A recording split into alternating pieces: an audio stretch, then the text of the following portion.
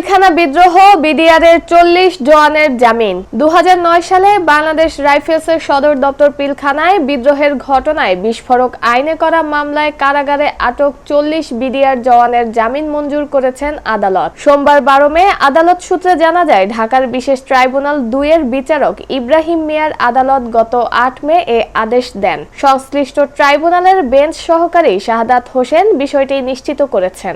এদিকে রাষ্ট্রপক্ষের প্রসিকিউটর মোহাম্মদ বোরহান উদ্দিন জানান, আসামিদের মধ্যে অনেকেই সাজাপ্রাপ্ত, এমনকি মৃত্যুদণ্ডপ্রাপ্ত আসামিও রয়েছেন। জামিন আবেদন করা আসামিদের নথিপত্র যাচাই করে আদালত সন্তুষ্ট হয়ে 40 জনের জামিন মঞ্জুর করেছেন। এর আগে গত 19 জানুয়ারি 178 জন বিডিআর জওয়ানকে জামিন দেন একই আদালত। পরে গত 23 জানুয়ারি ঢাকার কেরানীগঞ্জ ও কাশিমপুর কারাগার থেকে কারামুক্ত হন তারা। মামলার সূত্রে জানা যায়, 2009 সালের 25 ও 26 ফেব্রুয়ারি ঢাকার পিলখানায় সীমান্ত রক্ষী বাহিনীর সদর দপ্তরে বিদ্রোহের ঘটনায় 57 সেনা কর্মকর্তা সহ 74 জন নিহত হন। সে ঘটনায় হত্যা ও বিস্ফোরক আইনে 2টি মামলা হয়। হত্যা মামলায় 850 জনের বিচার শেষ হয় 2013 সালের 5 নভেম্বর। তাতে 152 জনের ফাঁসি, 160 জনের যাবজ্জীবন ও 256 জনকে বিভিন্ন মেয়াদে কারাদণ্ড দেয়া হয়। খালাস পান 278 জন। 2017 সালের 27 নভেম্বর সেই মামলার ডেথ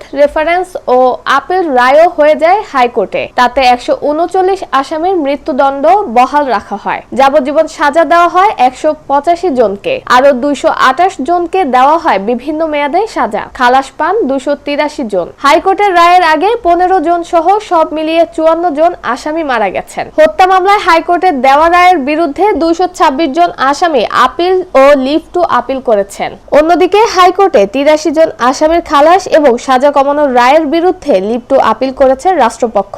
এসব আপিল ও লিভ টু আপিল এখন শুনানির অপেক্ষায়। 2010 সালে বিস্ফোরক আইনের মামলায় 834 আসামির বিরুদ্ধে বিচার কার্য শুরু হয়েছিল।